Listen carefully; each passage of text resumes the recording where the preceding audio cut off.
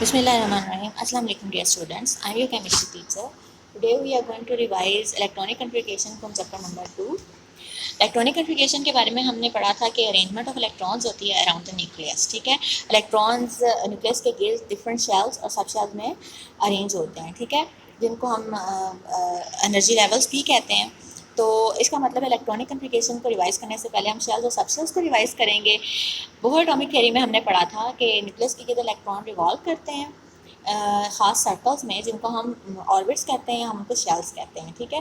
तो हम इसको रीड करते हैं कि according to Bohr atomic theory electron in an atom revolve around the nucleus in one of the circular paths called shell और subshell, ठीक है। इलेक्ट्रॉन्स रिवॉल्व करते हैं अराउंड द न्यूक्लियस खास सर्कुलर पाथ्स में, ठीक है, जिनको हम शेल्स और सब शेल्स कहते हैं। Each shell has fix energy, हर शेल की अपनी खास एनर्जी होती है, जिसकी वजह से हर शेल को हम एनर्जी लेवल बी कहते हैं, ठीक है।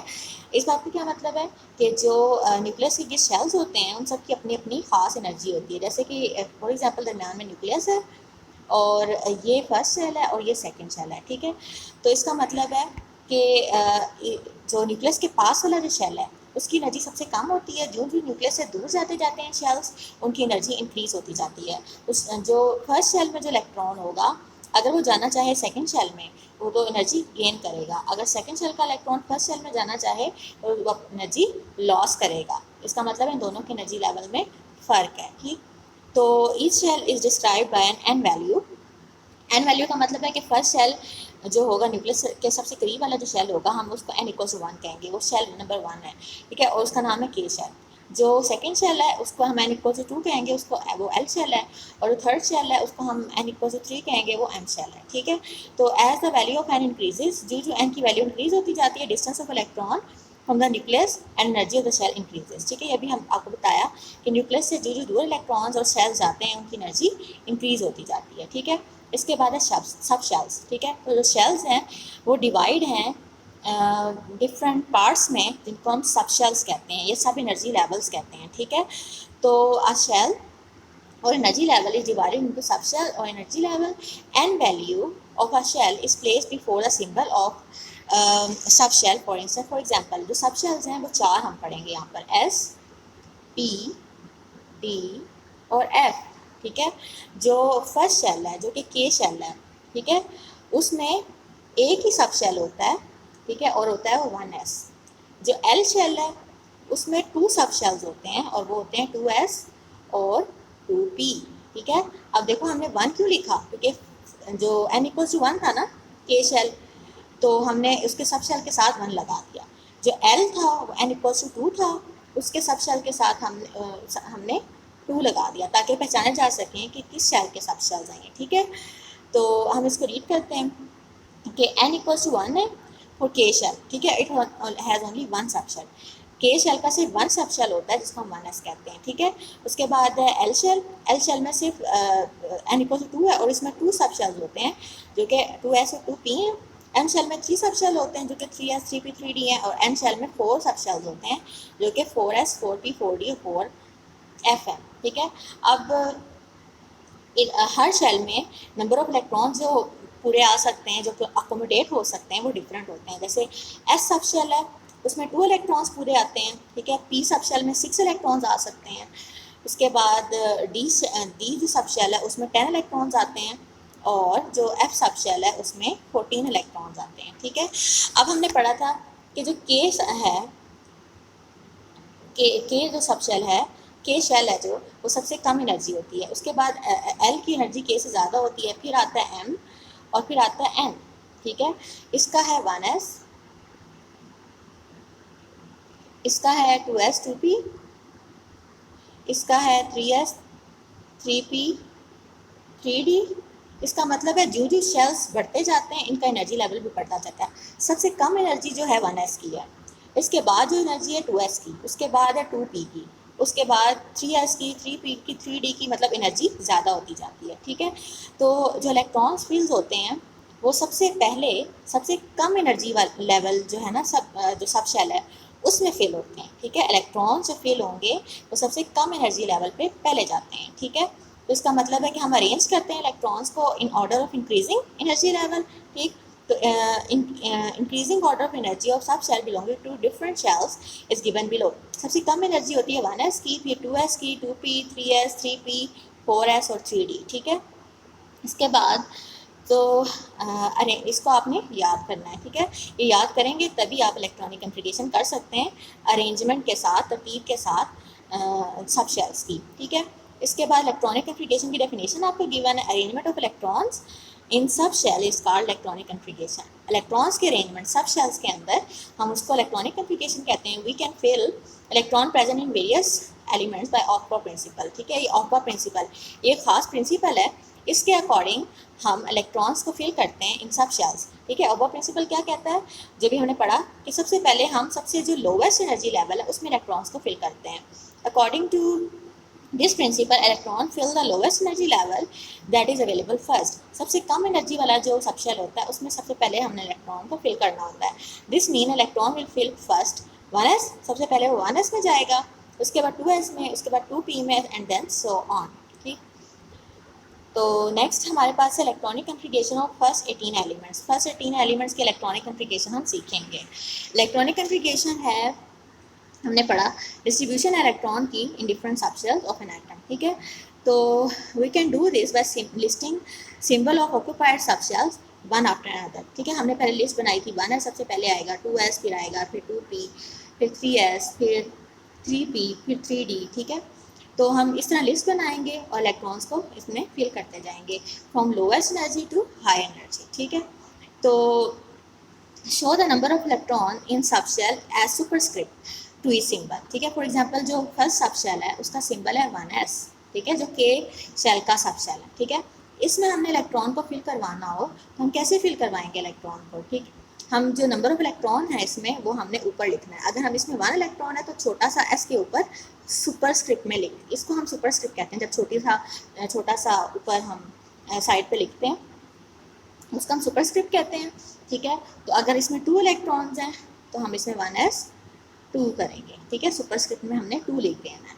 ठीक, तो because energy of subshell increase in order, energy increase होती है, सबसे कम एनर्जी 1s की, फिर 2s की, फिर 2p की, 3s की, 3p की। तो the first 5 subshell fill in that order, इस ऑर्डर में फर्स्ट 5 सबशेल फिल हो जाएंगे। Hydrogen has atomic number 1, hydrogen का एटॉमिक नंबर 1 है, इसका मतलब है उसके पास एक ही शेल है और उस एक शेल में एक ही इलेक्ट्रॉन है। ठीक है, so it has only 1 electron that will occupy lowest energy subshell 1s। उसके पास सिर्फ 1s सबशेल होगा और उसमें 1 इलेक्ट्रॉन आएगा। तो हाइड्रोजन की इलेक्ट्रॉनिक कॉन्फ़िगरेशन हो गई 1s1। क्योंकि ये 1 किसको शो कर रहा है, ये उसके नंबर ऑफ शेल को कर रहा है, मतलब पहले शेल में, के शेल में प्रेजेंट है उसका इलेक्ट्रॉन। ठीक है, जो s है वो उसके सबशेल को इंडिकेट कर रहा है। ठीक है, और जो ये वाला 1 है ये नंबर ऑफ इलेक्ट्रॉन्स को शो कर रहा है कि उस हाइड्रोजन में कितने इलेक्ट्रॉन्स हैं। ठीक है, तो so it has only 1 electron that will occupy lowest energy subshell 1s। तो electronic configuration of hydrogen is 1s1। तो इलेक्ट्रॉनिक कॉन्फ़िगरेशन जो होगी हाइड्रोजन की 1s1 होगी। इसके बाद आता है हीलियम। हीलियम का एटॉमिक नंबर 2 होता है, इसके पास 2 इलेक्ट्रॉन्स हैं, तो इसका जो सबशेल है उसमें 2 इलेक्ट्रॉन्स आ सकते हैं। हमने पीछे पढ़ा था जो s है उसमें 2 इलेक्ट्रॉन्स आ सकते हैं पूरे। ठीक है, तो इसका मतलब है जो हीलियम के 2 इलेक्ट्रॉन हैं वो दोनों 1s में ही होंगे। ठीक है, तो हीलियम की इलेक्ट्रॉनिक कॉन्फ़िगरेशन हो गई 1s2। इसके बाद है लिथियम। ठीक है, अब लिथियम जो है उसका एटॉमिक नंबर 3 होता है। ठीक है, और लेकिन s में तो सिर्फ 2 इलेक्ट्रॉन्स आते हैं। ठीक है, तो हीलियम की लिथियम की जो इलेक्ट्रॉनिक कॉन्फ़िगरेशन है वो कैसे होगी, उसमें 1s आएगा सबसे पहले, जिसमें 2 इलेक्ट्रॉन्स फिल करवा देंगे हम। 1s के बाद क्या आता है 2s। 2s के लिए कितने इलेक्ट्रॉन बचे 1, तो 3 इलेक्ट्रॉन पूरे हो गए इसके लिथियम के। तो lithium has atomic number 3, it has 3 electrons. 2 will fill 1s subshell, 2 1s में आएंगे और जो 1 है वो 2s में आएगा। इलेक्ट्रॉनिक कॉन्फ़िगरेशन लिथियम की क्या हो गई 1s2 2s1। तो beryllium has atomic number 4, beryllium का एटॉमिक नंबर 4 है, इसका मतलब है 1s में उसके 2 इलेक्ट्रॉन आएंगे, 2s में भी उसके 2 इलेक्ट्रॉन्स आएंगे। याद रखिएगा कि s में 2 से ज़्यादा इलेक्ट्रॉन्स नहीं आ सकते, हम 3 में नहीं लिख सकते। ठीक है, तो beryllium has 4 electrons, in 2 of these electron go into 1s subshell and 2 of the go to the 2s subshell. 2 1s में जाएंगे और 2 2s में जाएंगे। इलेक्ट्रॉनिक कन्फिगरेशन होगी बेरिलियम की 1s2 2s2। ठीक है, इसके बाद आपको डिफरेंट एलिमेंट्स की इलेक्ट्रॉनिक कन्फिगरेशन गिवन है। तो once 2s subshell is filled, अब देखो 1s भी फिल हो गया बेरिलियम के बाद, 2s भी फिल हो गया। अब इसके जो बाद एलिमेंट्स आएंगे उनका, फॉर एग्जांपल बेरिलियम का एटॉमिक नंबर 4 था, ठीक है। बेरिलियम के बाद क्या आता है बोरॉन, उसका एटॉमिक नंबर 5 है, ठीक है। अब बोरॉन की इलेक्ट्रॉनिक कन्फिगरेशन क्या होगी, हम यहाँ पे 3 नहीं कर सकते, ठीक है। इसके बाद इसका मतलब है कि उसके बाद जो आने वाला नेक्स्ट सबशेल है वो आएगा यहाँ पर, ठीक है। तो 2s सबशेल फिल हो गया बेरिलियम में, तो 2p subshell began to fill. अब 2p की बारी है। 2p subshell can hold maximum 6 electron. हमें पता है कि हमने पढ़ा था s में 2 इलेक्ट्रॉन्स आते हैं, p में कितने इलेक्ट्रॉन्स आ सकते हैं, 6, ठीक है। तो अब आगे हम p स्टार्ट करेंगे। सो next 6 elements will have electronic configuration in which 2p subshell will be progressively field, ठीक है। एक एक करके जो इलेक्ट्रॉन्स हैं वो 2p को फिल करते जाएंगे, ठीक है। Therefore these element will have following electronic configuration। अब देखो बेरिलियम है, बेरिलियम में आ गया 1s2 2s2, ठीक है, यहाँ तक हो गई। इसके 4 इलेक्ट्रॉन्स पूरे हो गए। जो 5वां इलेक्ट्रॉन होगा वो 2p1 में आएगा, 2p में आएगा जो कि 1 है, ये 2 है यहाँ पर, ठीक है। यहाँ पे आपने 2 लिखना है। उसके बाद है कार्बन। कार्बन के पास टोटल 6 इलेक्ट्रॉन्स होते हैं, ठीक है। तो पहले जो 1s में 2 2s में 2 और 2p में भी 2, उसके पास 6 इलेक्ट्रॉन्स पूरे होते हैं, ठीक है। नाइट्रोजन के पास 7 इलेक्ट्रॉन होते हैं, 2p3 आ जाएगा यहाँ पर।